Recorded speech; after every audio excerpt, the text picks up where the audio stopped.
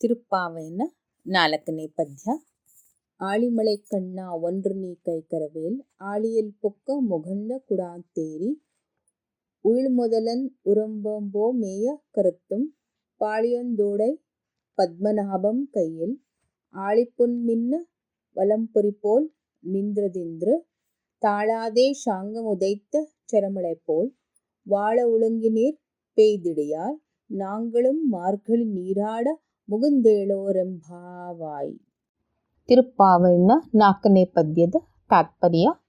ಈ ಪದ್ಯದಲ್ಲಿ ಗೊಲ್ಲ ಬಾಲಕಿಯರು ಮಳೆಯನ್ನು ಹೊತ್ತು ಮೋಡಗಳಲ್ಲಿ ಆದಿಮೂರ್ತಿಯಾದ ಭಗವಂತನ ರೂಪದ ಹೋಲಿಕೆಗಳನ್ನು ಕಾಣುವುದು ವಿವರಿಸಲ್ಪಟ್ಟಿರುವುದು.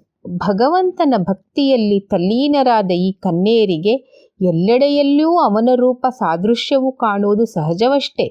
ಈ ಕನ್ಯೆಯರು ಶ್ರೀಕೃಷ್ಣನಲ್ಲಿ ಶರಣು ಹೋಗುವವರಷ್ಟೇ, ಶ್ರೀಕೃಷ್ಣನನ್ನು ಬಿಟ್ಟು ಇತರ ದೇವತೆಗಳನ್ನು ಬೇಡುವವರಲ್ಲ.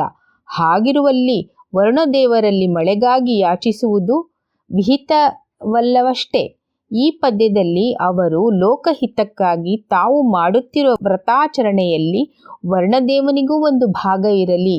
ಸಮುದ್ರದಂತೆ ಗಂಭೀರವಾದ ವರ್ಣದೇವನೇ, ನಿನಗಾಗಿ ಏನನ್ನೂ ಉಳಿಸಿಕೊಳ್ಳಬೇಡ. ನೀನು ಸಮುದ್ರವನ್ನು ಹೊಕ್ಕು ಅಲ್ಲಿಯ ನೀರನ್ನು ತುಂಬಿಕೊಂಡು ಅರವಾದದಿಂದ ಆಕಾಶವನ್ನು ಹತ್ತು ಅಲ್ಲಿ ನೀನು ಕಾಲತ್ವಕ್ಕೂ ಆದಿಯಾದ ಆ ಸೃಷ್ಟಿಕರ್ತನ ಒಡನಿನ ಬಣ್ಣದಂತೆ ನೀಲ ರೂಪವನ್ನು ತಾಳು.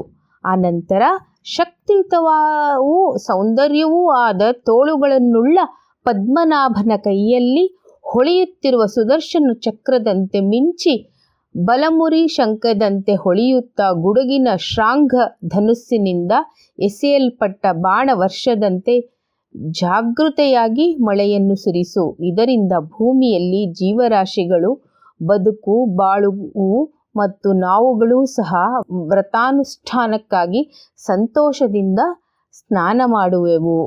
ಹೀಗೆ ಮಳೆಯನ್ನು ಸುರಿಸಬೇಕಾಗಿ ವರುಣದೇವನಿಗೆ ಆಜ್ಞಾಪಿಸುತ್ತಾಳೆ. ಭಗವಂತನ ಗುಣಾನುಭವವೇ ಸಾಗರ.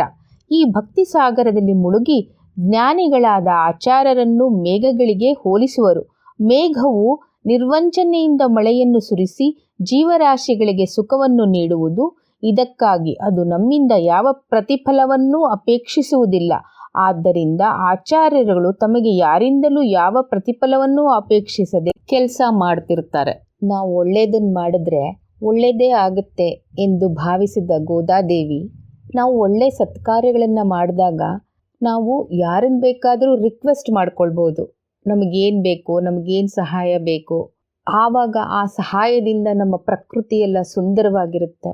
ಮಳೆ ಬಂದರೆ ನಮ್ಮ ಭೂಮಿ ಫಲವತ್ತಾಗಿರುತ್ತೆ, ಸುಂದರವಾದ ತೆನೆಗಳೆಲ್ಲ ಬರುತ್ತೆ. ಅದನ್ನೆಲ್ಲ ನೋಡಿ ನಾವು ಸಂತೋಷಿಸಬಹುದು ಎಂದು ಅವಳ ರಿಕ್ವೆಸ್ಟನ್ನು ಇಡ್ತಾಳೆ. ವರ್ಣದೇವನು ಕೂಡ ಸಂತೋಷವಾಗಿ ಅವಳ ರಿಕ್ವೆಸ್ಟ್ನ ಒಪ್ಕೊಳ್ತಾನೆ. ಯಾಕಂದರೆ ಅವಳು ಒಂದು ದೇವತಾ ಕಾರ್ಯ ಮಾಡಕ್ಕೆ ಹೊರಟಿದ್ದಾಳೆ, ಒಂದು ವ್ರತವನ್ನು ಮಾಡಕ್ಕೆ ಹೊರಟಿದ್ದಾಳೆ. ಹಾಗಾಗಿ ಅವನು ಕೇಳ್ತಾನೆ, ಅವನನ್ನು ಪರ್ಜನ್ಯ ಅಂತ ಹೇಳ್ತಾಳೆ. ನಾನು ನಿನಗೇನು ಸಹಾಯ ಮಾಡ್ಬೋದು ಹೇಳು, ನಾನು ಮಾಡ್ತೀನಿ ಅಂತ. ನಮ್ಮ ಆಲೋಚನೆಗಳು ಒಳ್ಳೆಯದಾಗೇ ಇದ್ದರೆ ಅದಕ್ಕೆ ಒಂದು ಸಣ್ಣ ಕತೆ ಹೇಳ್ತೀನಿ.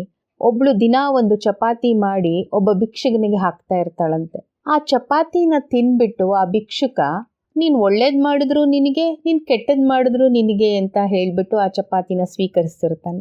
ಇವಳಿಗೆ ನಿಜವಾಗ್ಲೂ ಒಂದು ದಿವಸ ಕೋಪ ಬರುತ್ತೆ. ನಾನು ಇವನಿಗೆ ಭಿಕ್ಷೆ ಹಾಕ್ತಾ ಇದ್ದೀನಿ, ಬಟ್ ಇವನು ನನಗೆ ಅಡ್ವೈಸ್ ಮಾಡ್ತಾ ಇದ್ದಾನಲ್ಲ, ನಾನು ಇವಾಗ ಇವನಿಗೆ ಒಂದು ವಿಷದ ಚಪಾತಿ ಹಾಕ್ಬಿಟ್ರೆ ಇವನು ಅವಾಗ ಏನು ಹೇಳ್ತಾನೆ ಅಂಥೇಳಿ ಒಂದು ಚಪಾತಿಗೆ ಅವಳು ವಿಷ ಬರೆಸ್ಬಿಟ್ಟು ಅವನು ಮತ್ತೆ ಭಿಕ್ಷೆಗೆ ಬಂದಾಗ ಆ ಚಪಾತಿನ ಹಾಕಬೇಕು ಅಂತ ಹೋಗ್ತಾಳೆ.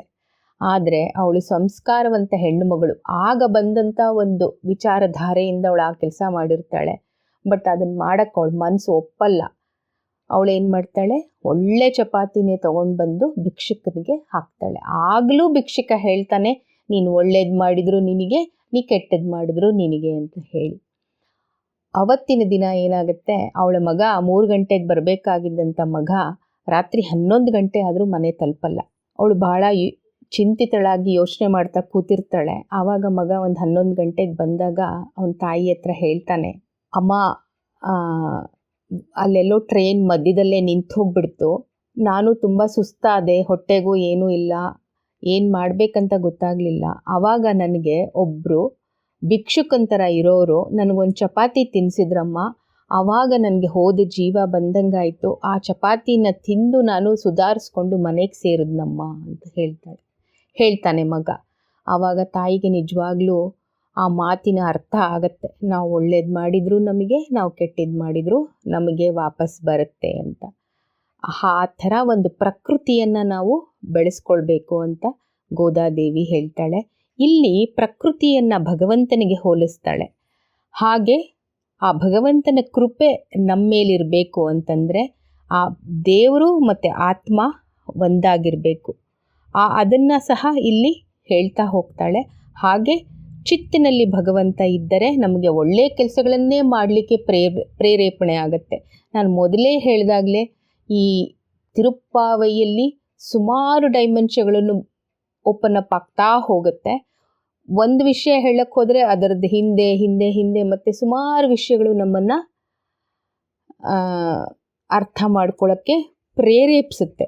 ಆ ಥರ ನಮ್ಮ ಚಿತ್ತಿನಲ್ಲಿ ಭಗವಂತ ಯಾವಾಗಲೂ ಇದ್ದರೆ ಖಂಡಿತ ನಮಗೆ ಒಳ್ಳೆಯ ಆಲೋಚನೆಗಳೇ ಬಂದು ನಾವು ಸನ್ಮಾರ್ಗದಲ್ಲಿ ನಡೆಯೋದಲ್ಲಿ ಏನು ವಿಶೇಷ ಇಲ್ಲ. ಭಗವಂತ ಎಲ್ಲರಿಗೂ ಇಂಥ ಸನ್ಮಾರ್ಗದಲ್ಲಿ ನಡೆಯುವಂತಹ ಅವಕಾಶ ಮಾಡಿಕೊಡ್ಲಿ ಅಂತ ಹೇಳ್ತಾ ಈ ತಿರುಪ್ಪಾವೆನ 4ನೇ ಪದ್ಯದ ಭಾವಾರ್ಥವನ್ನು ಮುಗಿಸ್ತಾ ಇದ್ದೀನಿ. ಜೈ ಶ್ರೀಮನ್ನಾರಾಯಣ. ಆಂಡಾಳ್ ತಿರುವಳಿಗಳೇ ಶರಣಂ.